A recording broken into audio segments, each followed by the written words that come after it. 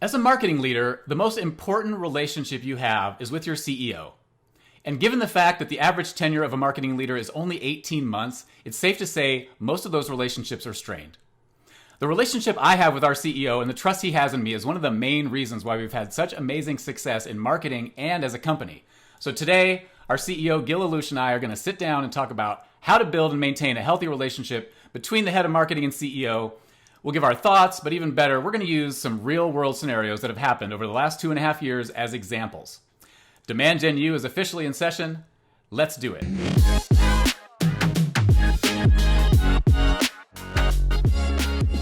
All right, Gil, so we're finally on a podcast together, just the two of us. It's exciting for me. You know, we've talked about our relationship publicly quite a bit and just like how much we like working with each other and like LinkedIn posts and stuff. But we've never really sat down together to really talk about it together and why it is and the stories. And so this should be a lot of fun, and I'm excited. And I think it should be pretty engaging for our fellow marketers out there. I'm pumped. Nice. So I'm going to set a little context, and then we're going to get in and kind of do our normal Demand Gen U stuff. We're going to basically teach this as a lesson, but lots of stories in it. So to set context, Gil and I have been working together in some capacity for about 2.5 years. I've been working for him. 6 months as a contractor, and then about 2 years, actually, as of April 1st, I think, as our full-time VP of marketing. And my background was primarily large, kind of stuffy, formal enterprise orgs, and I was working as a marketing ops leader. And Gil's coming from it from a startup perspective. So we were already kind of starting with different contexts and different perspectives. And also, you know, before Gil became a CEO, he was raised up through marketing. He is VP of marketing at several places, which gives him a unique perspective on what we're dealing with as marketers. So that was the context that I had. But Gil, anything else to add about kind of your background? No, truly, I'm a software engineer turned marketer, so a very different take. I'm not none of the Don Draper traits of marketer, more like the technical guy in the back of the room, doing demand gen and making sure sales is happy. I think you are a better marketer than I ever was, and I think you know that. But it's good to have some sort of an idea what VP marketing should be doing and what marketing in B2B is. And so I'm glad I have a little bit of that context and respect, because I've done a lot of the work, and so I have a lot of respect for all the hard work that VPs of marketing have to do without always getting a lot of the credit. Yeah, and you've got a lot of that empathy too for what we're dealing with, because you've been on the other side of the sales coming after you and just not being happy sometimes. So it does help for sure. What side do you think you lean towards more, engineering or marketing? I think I know the answer, but Man, it's tough. I think I'm an engineer in my bones, right? Because I grew up in there and I've done that since I'm a kid. So I think I have a lot more years as an engineer than as a marketer. But, I really wanted to go into the business side when I moved to the US, 15 years ago. So marketing was my home for the longest time. And so I think I also have a lot of love for B2B marketing, which is why I started a company in that space. Yeah, and the good news for me is most of your ideas are not shit, which is great. So so I know a lot of my fellow VP of marketing out there, you have to work with CEOs and you're just like, oh, did they really just ask me to do that? That happens sometimes, but not as much at all as if you had not been a marketer. So it's been nice. That's so great to know.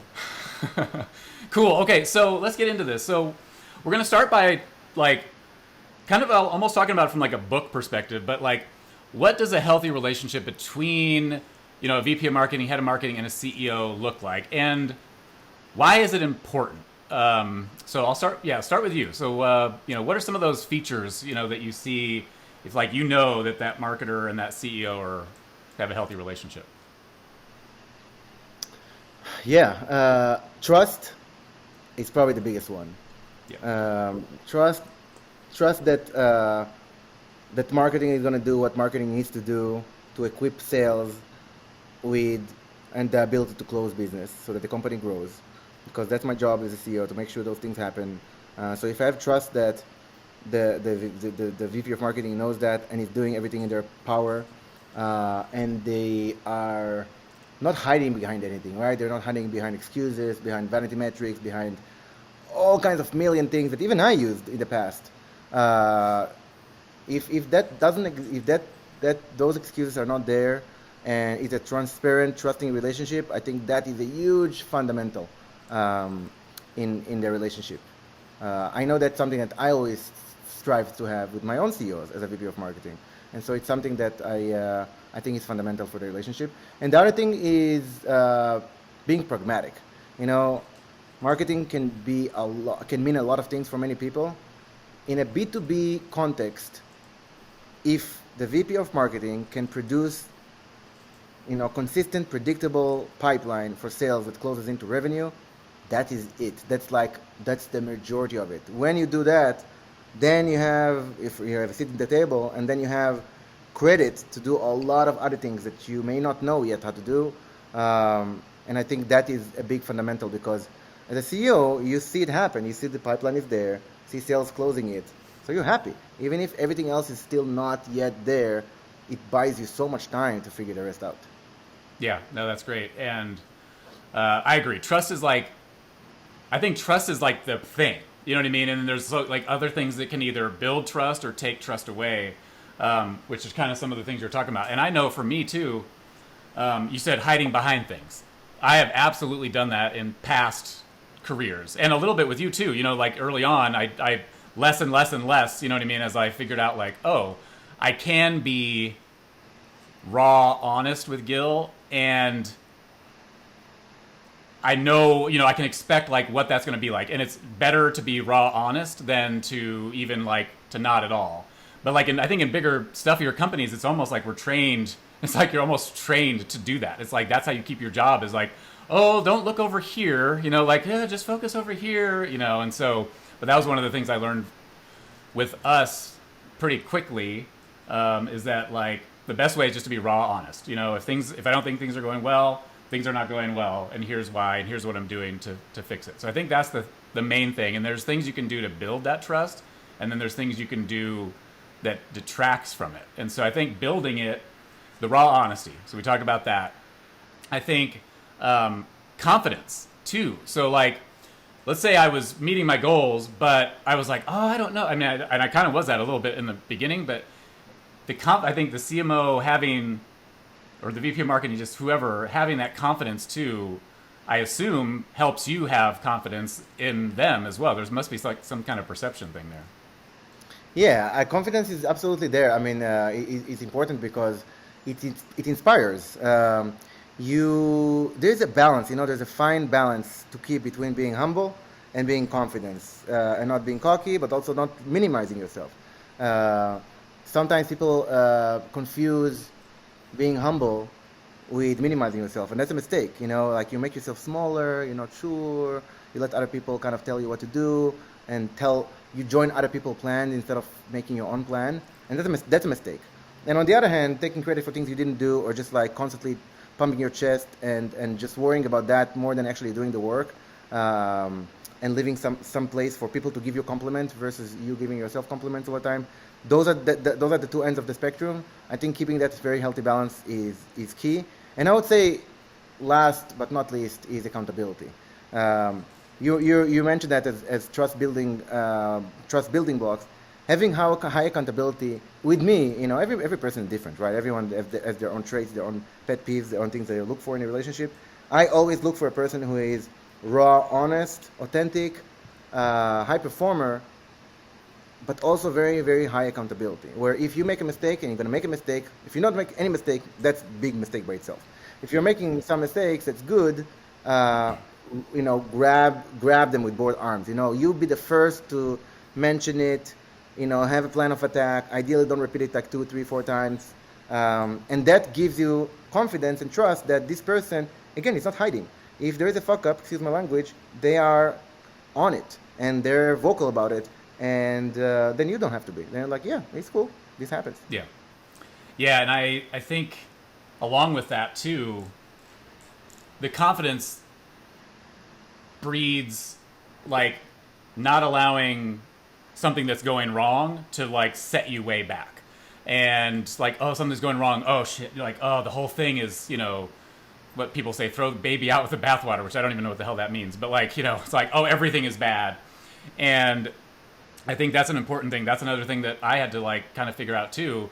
Because like sometimes my confidence wasn't super high, and it took a lot of like proof, like, oh, look, I've driven demand for 6 months, a year and a half, and I'm still like getting that confidence. But yeah, without it, it's like, or if you're not able to stay confident around everything else, it can set you back, and you can actually get paralyzed from that, and you don't want that. You want to be able to grow and be able to hear that feedback and like, okay, this doesn't mean I'm bad. You know what I mean? Like, this doesn't mean I'm bad. It means like, hey, I've got some things I need to work on and fix. And I think a lot of marketers just take it to like, especially if it's coming from the CEO. They're like, oh my God, the CEO doesn't like what I just did, so they must think everything I do is bad. And so like people listening just know that's likely not the case with the CEO. You know what I mean? Even if they don't deliver it in a good way, they think you're doing a lot of good things if you're still there. And so just kind of keep that in mind as you're hearing the feedback. Okay, this is feedback on these areas, but not like on my entire, being as a marketer.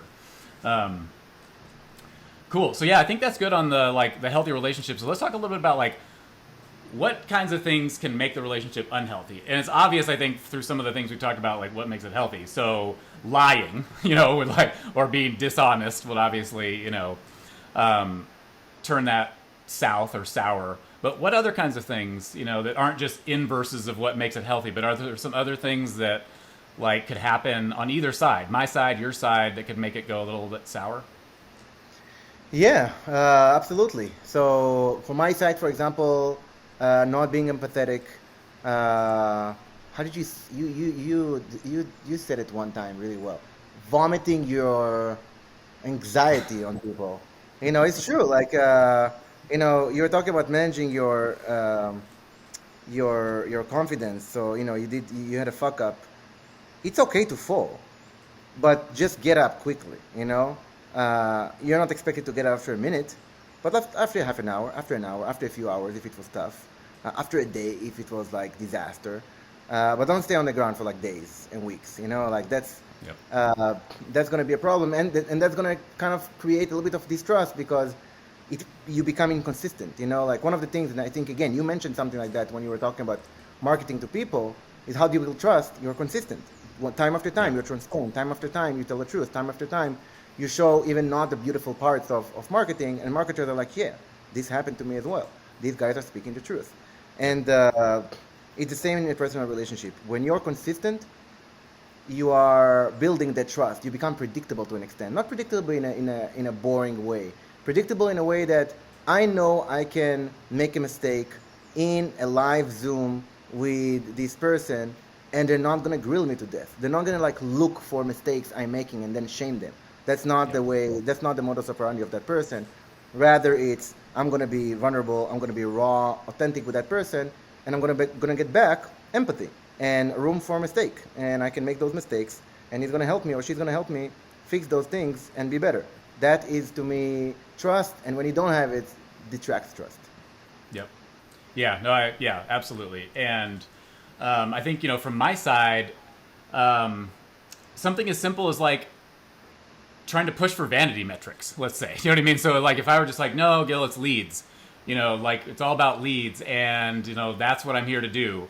So I think a marketer that doesn't hold themselves accountable to a metric that drives the company, which is revenue. And so even if it's pipeline, that's fine, because at least you're dealing with dollars now, and if you've got good metrics, like how fast pipeline converts into revenue, and so like pipeline's fine too. But a revenue-based metric for marketers, I think if you don't take on something like that, that could erode trust.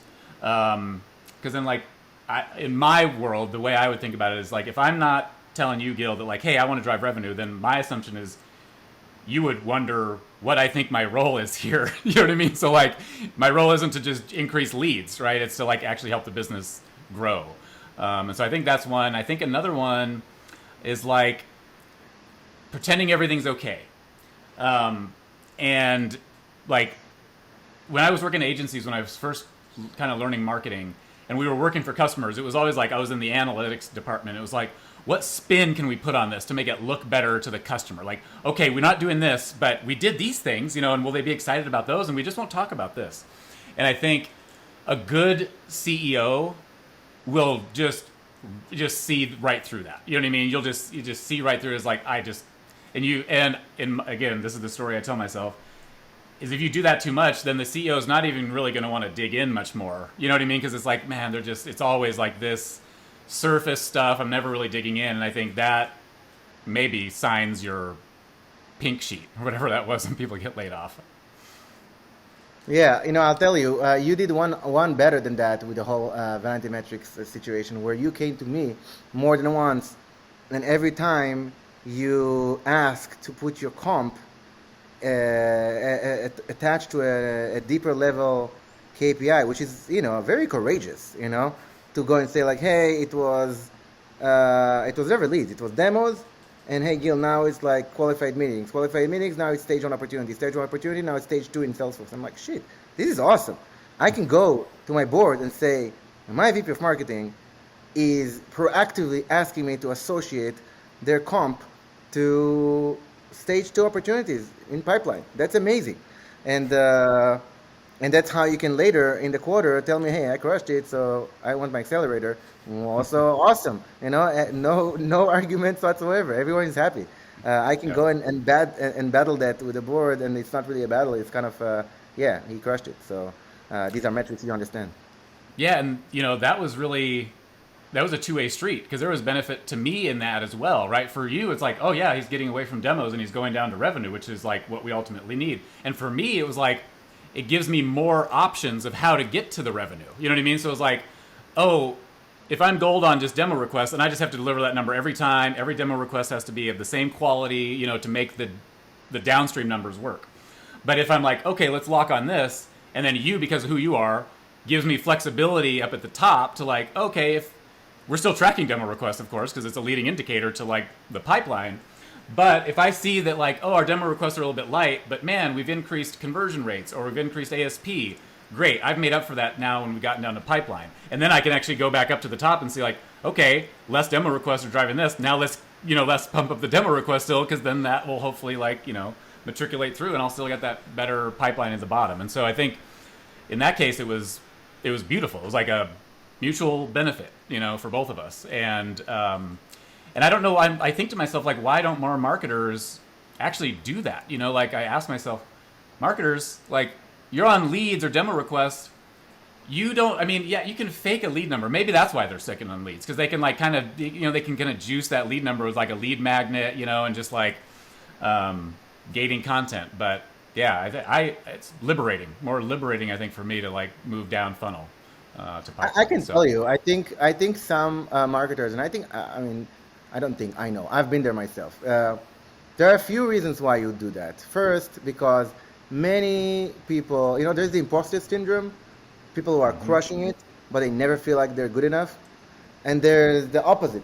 People are actually not great, but they're just like faking it constantly, and like, we're doing great, which really they're not. And when you're closer to the other side, to the not really doing great, but you have this like image of yourself that you have to maintain, then you are bullshitting. And so maybe you don't know how to create pipeline, but you do know how to create impressions or clicks or leads or demo requests even from absolutely not your ideal customer profile that are not going to convert to anything, but they work. Those numbers show a nice graph in Excel that is going up and to the right, something that maybe the CEO is also playing the same game with their board. I've been part of companies where the management will basically spend the entire time creating presentations for the next board meeting and go into the board meeting scared shitless, because they have like 4 hours, 5 hours in which they have to be in a room with people and somehow show a positive image of the company, where the company is in shit. They're in shit. Like, it doesn't get worse. Like, the company is crashing and burning, and no one knows, Yeah. And you're like, man, all of the efforts are going into this bullshit creation. And that's basically making decision out of fear and, faking it until you make it. And there are many other words to describe it. while you can operate from a very different place of being authentic, honest, making tough decisions. You know, there might be a price to pay, but you're basically sitting next to each other, not in front of each other, trying to negotiate each other out, but you're sitting one next to one another. You have a common goal.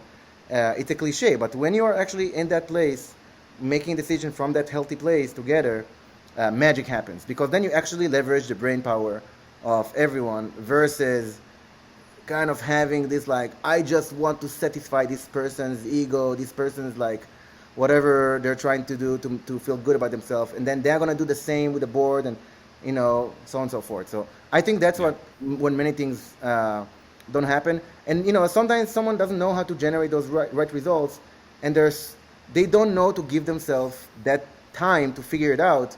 They just constantly feel like they have to produce these results, although they have no idea how to do so. And the only thing you can actually produce is vanity metric. Yep, and then try to put spin on it to like tell a story of like why that's going to end up someday to revenue. It sounds like ABM platforms a little bit. You said it. All right, so next section. So I'm a brand new VP of marketing. I just started at a new company, got a new CEO I'm working for. What are some things I can do right away to like really jumpstart that relationship and like show the CEO like, okay, you brought the right person on? Think about the stuff that you did. So a lot of analysis right from the get-go. First of all, put a plan together. So I love 30, 60, 90 days plans. So you come in and say, look, this is what I'm going to do in the first 30 days. And usually it includes a lot of diving into what worked, what didn't work. And then quick wins. You know, I remember joining as a VP of marketing, and I would do things that I didn't know if they would work or not, but I would put many hours, like sleepless nights. In the first few months, absolutely, like many sleepless nights.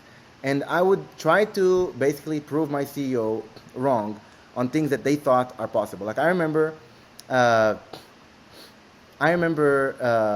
conversation with the CEO I worked for, when I told him, look, I'm going to do my first webinar this month. He's like, awesome. You have to buy a higher license of GoToMeeting. He's like, what are you talking about? He's like, you know, we have up to 50 attendees. I'm like, we're absolutely going to get more to 50 attendees. He's like, absolutely not going to happen. He's like, I've done 7 webinars already. I'm working with all these agencies. I'm like, look, this is a bet we're making right now. You buy this ahead of time, and I guarantee that you'll have, you know, we'll have more than 50 or maybe 100, 150. And that's a win. You know, that's an inspiring moment. Whether those 150 attendees ended up with sales, I don't remember. Some of them did. But just blowing it out of the water, and that is inspiration for that CEO is like, oh, fuck, this is possible. And that's their baby suddenly is being looked at by more buyers. Those are quick wins that you can do. Or completely changing a website, you know. It may have typos, it may not be beautiful, but if you take a technical founder's PowerPoint export, which is the website version 1, and you make it into like slightly better WordPress template, and you did it in like 3 weeks, sure, you pissed off some people with the typos and not everything is accurate, so on and so forth, but you executed it quickly, you led that effort. These are wins that no one will ever forget. You know, people will say like, this person came in and a sea of change came together with those, with that person. So the plan, analysis, what worked, what didn't work, not just I'm going to come and change everything, and then some quick wins that you make work by hours of workaholism plus tears and sweat. Those are not changeable. Like these will get you a lot of credit. Yeah, and I want to focus on something you mentioned, this 30, 60, 90 plan. So I think one of the important things in this is, so you've got a brand new, like it's a brand new relationship. You're working with a new CEO. You want to make sure that you have a conversation with the CEO like, hey, when I make this plan, I want to make it a stretch plan, which means I'm not going to hit every single one of these things. But when you set that up, it gives you the ability to think a lot bigger as that head of marketing. So you're like, because if you're in this other way and the CEO's like, no, the 30, 60, 90, you have to make every single one of those. Then you're like, oh shit, you're going to bring it back down to like what I know I can do, because you're like, I have to. So you want to have that conversation with your CEO like, hey, listen, I want to build a stretch plan for you. But to build a stretch plan means, we're maybe going to get 60 to 70, 75% of this stuff done. But that what you'll get done in that plan is, I think, way more than you'd get done in a plan where you're like, you really made it to every single thing you knew you could hit. So I think that's That's an important thing, and that's one of the things that you and I kind of really talked about early on was, hey, we're going to set stretch goals. And some of them are going to be really critical, so like we need to make sure this is a stretch goal and it's critical, like let's say demand. But we're going to set stretch goals on other things like maybe a conference, you know what I mean? Or that, okay, we're going to consider that goal the gospel, but if we don't hit it, no one's getting fired. You know what I mean? Like, and I think that was important for me because, you know, I came in with pretty high anxiety of like, you know, wanting to make every number work, but knowing that like, okay, we got to get 80% of this done, not 100%. And so that means we can set the stretch goals up high. And I think that really helps us actually do some things that people are like, how did you guys do that? Because we're not holding ourselves back with like, oh, what's Gil going to think? Or, you know, I feel like I can put that stretch goal out with you. And then, you know, we kind of like work through it together. And so I think that's important for other marketers and, you know, your relationship with your CEO or even your CMO, honestly. Yeah. Another thing in here, like you mentioned, you've got to have the quick wins first. And that's the analysis of like, okay, what's working and what's not, and where's the low-hanging fruit, you know, which is like maybe low effort and really high impact against a main company goal, which is probably revenue. You know, I was able to do that with the conversation ads, which everybody knows now. You know, when we first started working in the full-time capacity, it was right in the beginning of the pandemic, and we had to lower the budget for marketing, but not lower the goal, because like we still want to make our number this year that we committed to the board, but we want to do it in a way that like, okay, is money coming in? What's happening in the world right now with the pandemic? And I was able to, I think, maybe surprise and delight you a little bit with what we were able to do with those conversation ads. And I think that probably helped solidify some of that early relationship or some of that early trust. Understatement. You're understanding it like crazy. I mean, reduce goal. I cut your budget by 67%, you know? The budget was significantly lower. And the goal didn't change at all. And then you ended up exceeding it. So fuck yeah. Obviously, that was a great moment. I remember showing the spreadsheet, you know, to the board and showing like, look, we cut our budget for the company by 2/3, marketing included, and we exceeded all the pipeline goals we had. That's innovation under adversity, you know. You've done really well. I think in general, you do really well under that. So that was very impressive and built a lot of credit, you know, for years to come. Yeah. Yeah, and, you know, and also I focused on the data, you know, and that was easy for me because I'm an ops guy. But focusing on the data and really like letting the data guide what we needed to do. And now when I say focus on the data, I'm not talking like attribution and like that bullshit. I'm talking about like the demand model that we built together, which is like, okay, we need to hit this much in ARR, which means this much in pipeline and this much in, you know, opportunities, meetings, demo requests. And we really focused on like being accurate with that. So, and I know those first several quarters, it was pretty accurate. You know what I mean? We used some historical data. We didn't have a lot of volume, but it was actually surprisingly accurate. And us having that demand model those first few quarters of that year, which was 2020 now, I think both from sales and marketing perspective, like really helped us make sure we hit those goals. And so the focus on the data too, as a marketer, shows that like every CEO I'm imagining wants to know their head of marketing is data driven in some way, even if it's not like, okay, attribution less, you know, like I'm not talking about that, but focus on like, how much am I spending? Knowing how much I'm spending on what kinds of things, what's the general return, you know, that I'm able to get? And is that turning into the pipeline that I'm, you know, committed to deliver? And that's what I really mean on focusing on the data. And then using analysis to get better over time, you know, and luckily we have our platform that helps us with a lot of that, but there's also some deeper analysis that we are able to do that like helps us, you know, either refocus, a new ICP, et cetera. And so I think that's helped us too. The demand model is like the CEO, the technical data-driven CEO's wet dream. I can guarantee you. Every time you show me that spreadsheet with very accurate, you know, top line to revenue, you had everything in there. You had the conversion one, from leads to MQLs to SQLs to stage 1, 2, 3, 4. I think it was 5, 6 to 6 close one. Because this is already the data model that I live within. You know, I'm already thinking, like everyone is thinking in data models, like everyone is thinking in pattern. Just like a VC, when I present to a VC, they have their own acronym, you know? They have their pattern that they're looking for. They have the ACVs, you know, CAC, the LTVs. Like they have their own, and you basically brought in, you came to my world, you know, with the same data model that I'm already accustomed to, and showed me, this is your world. Gil, I'm putting money here, and money is coming out from here. This is my expectation. And then you deliver, and you deliver again, and you deliver again. And you create in my mind, you're essentially conditioning me to understand that this is something you don't have to worry about at all. This model is working, it's going to keep working, it's predictable, it's growing over time. You put more money, it's going to get even more effective. And that, as a CEO, that gives you so much comfort to the extent where when you do have a new program, you say, hey, I'm going to spend this money on this program. You're not immediately coming up with stupid questions like, how much ROI is this going to drive? How much pipeline is this, like, what you mentioned, this truck, the truck together, like, you're not worried about those things too much. Not to the extent where you're ignorant about it. It's like, we just burned $1 million and have no idea how it came about. No, it's more like, there are programs that you're running. Some of them are more set in stone and are easier to track. Some of them are more innovative. You have a marketing mix. Overall, you are a profit unit. So I'm not worried. Yeah, and it's working out well.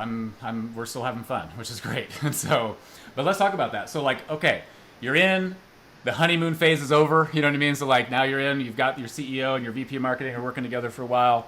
The honeymoon phase is over and things like get tough. And so how do you maintain the relationship as a company is rapidly scaling? Because as we know, scaling, especially as fast as we are and some other like really high growth, puts pressure on all departments, you know, and oftentimes like if you got a lot of people, like not everyone can grow in the same way. And so we've got to always be thinking like, okay, important to focus on the company growth. We're trying to like make sure we try and bring everybody, you know, with the company, like grow with the company at the same pace, but that doesn't always happen. So what are some things like we can do to maintain the relationship as that like scale up, you know, is happening and as the pressures are, you know, continue to like build? Yeah, I think that's a very important topic.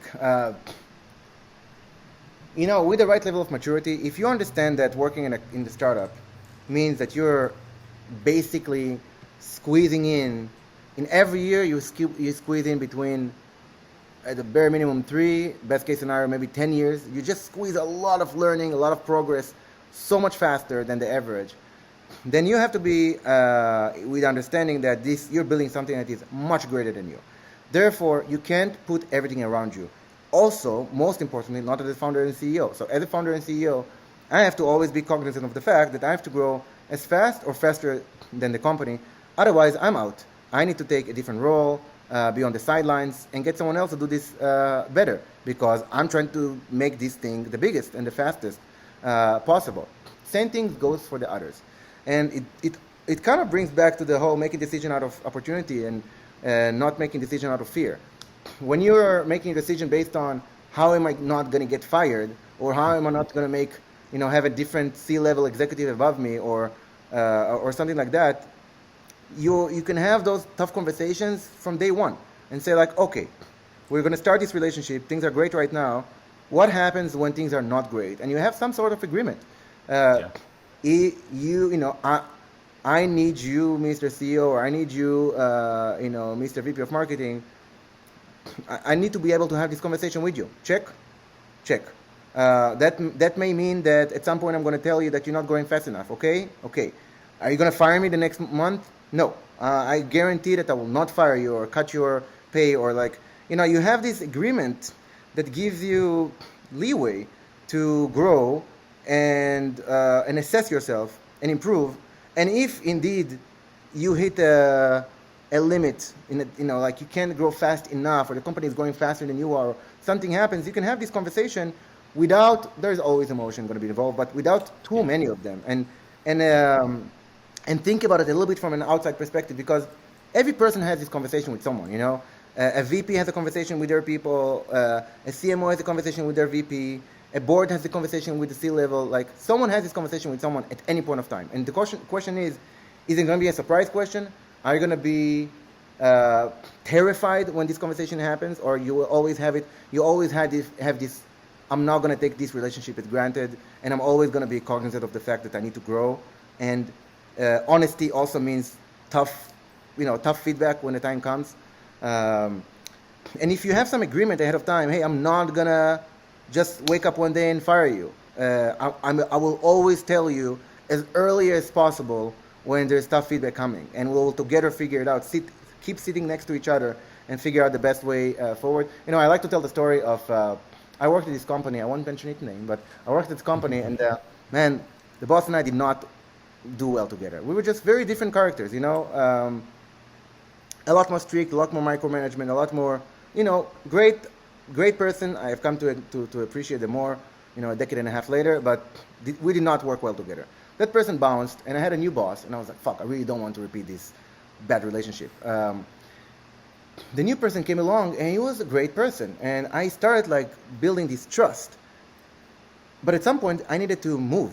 I needed to move geographically, and I was on an H-1B visa, which means the company is holding me strong in the genital area, where basically they can cause me to be banished from the U.S. They're like, right. Peace, Yeah. You're out, and I really didn't want that, and I was afraid of that. So that was my fear-based decision. What do I do? Usual advice, 99% of the time: start looking for a job, secure the next job, then tell someone. But if I did that, I basically say, go fuck yourself. Excuse me, man, you're probably not going to cut a lot of this. But it's you're going to, the usual that would be is go behind the back, do all of your scheming, and then come with a set decision. But I actually like this person a lot. And I ended up going to him and telling him, look, I'm going to move soon. And I actually am buying a ticket. It's going to be in 4 months. I'm on H-1B, you know that. So by having this conversation with you right now, you basically can bounce me out. And I have 30 days to find a new sponsor, otherwise I'm out. And that I was afraid of that, true. Yeah. But I also had enough trust when I said I'm going to put it on the table and then see what happens. And that person told me, look, love the fact that you shared it with me. Now I don't have to look for someone in a minute and a half and somehow figure out how to solve for this hole. Instead, that person bought me a ticket, bought me his own ticket, gave me a week to find an apartment in a new place, gave me carte blanche to interview, and then enslaved me. It gave me a shit tons of work to do for those 4 months. But it was fair game. I worked really hard to transition, and it was such a win-win, and I learned so much from it. And I said, this is how I would like other people to treat me. If I establish enough trust, and that person gives me, they put themselves in a vulnerable position that they didn't have to, and in return, we build such a better win-win situation for both of us. That's the epiphany I got from it, and that's the kind of trust I want to have with people who are working for me and with me, and I think that's the golden rule. If you get that, man, you can have the toughest conversation and run whatever, and still everyone is happy, everyone is growing, and I think that's beautiful. This is the way it should be, and it's not, unfortunately. So even this is actually why I got fired from Tableau, because I felt it was much more important for me to be honest and truthful with my employees versus doing what HR asked me to do and scheduling some random meeting with them 2 fucking floors down when I have my own office and HR sitting in that room and waiting for us to show up with this person, and it's a surprise to that person, and that's not who I am. And I always thought it does not have to be this way. It can be this way that that you're talking about right now. And from both perspectives, even from my perspective, if we can have enough trust in that relationship where oh man, I'm not doing well, and I think I'm gonna go find another job, or here's what I'm seeing, and I just don't think this is gonna work out for me, and here's what I want to do. Or from your perspective, I remember when I was moving from contractor to full-time, we had that conversation. It was this was my first VP of marketing job, right? I've been in ops and doing the ops thing, first startup. And you're like, hey, I have confidence in you, but we don't know what's going to happen over the next 2 to 3 years. You could take this and run with it, and you could be the CMO, or we could get 2 years in and we're like, okay, you're still developing some stuff, and we think we need a CMO. But what you told me is you said, my commitment to you is I will talk to you about that first.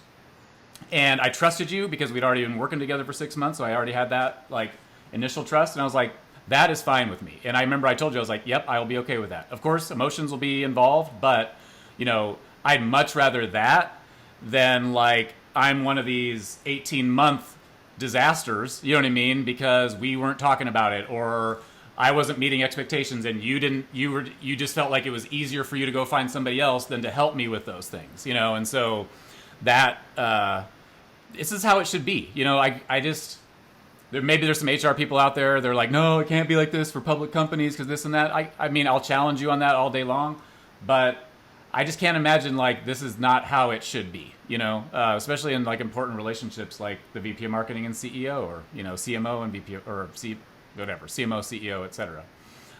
So I really appreciate that. And it literally can't be understated, you know, the importance of that. And I think it's really helped us stay close, you know what I mean? Even through like some of the tough times and like some of the tough conversations that we've had to have. So, awesome. This is great. And I think, you know, as we wrap up, I could keep going forever, but, you know, let's maybe wrap up and just maybe recap a couple things, you know, for our VPs of marketing, CMOs out there that are either building a new relationship with their CEO or maybe struggling right now a little bit with the relationship. You know, what are a couple pieces of advice we can leave them with? Man, be authentic. You know, some people build this fake persona for work. Must be tiring. Don't try to minimize the amount of decision you make from fear. It's really not that hard to know. Like when you're about to make a decision, if you're scared shitless, that's not a good place to make a decision. Do whatever you need to do. You know, smoke a joint, go for a walk, do psychedelics, meditate, go hang out with your family, hike. I don't know, do something. Go party. Do something that you need to put yourself at a better place. Think about the decision a little bit more. If there is a tough decision or a tough conversation to be had, have it first too. Mm-hmm. Sometimes people love having those one-on-ones. They talk about the 29 minutes are full of non-important topics, and like the 30th minute, then you bring up something that is like shit. Like why did you not talk about this for the last 29 minutes? So talk about that first. If you're a CEO and you're a VP of marketing struggling, clear your schedule, you know, invite them over physically, fly them over to meet you. It's never easier finding a new person than maintaining and improving an existing relationship. Not to say that you have to, you know, always, you know, everything is going to work out perfectly and the trajectory of growth is going to work. No, that's not promised. You may need to bring another person, maybe in addition, maybe as a manager. There might be many different setups, but have an honest conversation from a good place, from a good trusting place. Explain your world. You know, as a CEO, the more I tell you about my life and about how I make decisions and about the people who are influencing me and about how I'm being judged, the easier it is to have this conversation with the VP of marketing. And I think that's really the job. That's the job. You know, that's the job you have as a CEO. Like, be that person, having those conversations, and equip the person with that data, so that they don't operate in silo and they don't operate in a bad environment out of fear. That to me, if CEOs remember that, and VPs of marketing can manage up and help their CEOs work from that place, that's 80% already. That will build that trust. That will build that credibility with one another. Nice. Awesome. Well, Gil, this was fun. I'm glad we did it finally. This will be a great episode. I know a lot of people get some value out of. You know, if you're a CMO or VP of marketing that's, you know, having some struggles in this, get your CEO to listen to this episode. You know, I think there might be some things that Gil has said that like maybe will get them to think about things a little bit differently, just hearing it from another CEO. So try that out. Also, if you have any questions, you know where to find me on LinkedIn. Thanks again for listening, everybody. Please go like, subscribe, share if you're just getting a lot of value from this. We're having a great time doing it. So thanks again, everybody, and see you next time.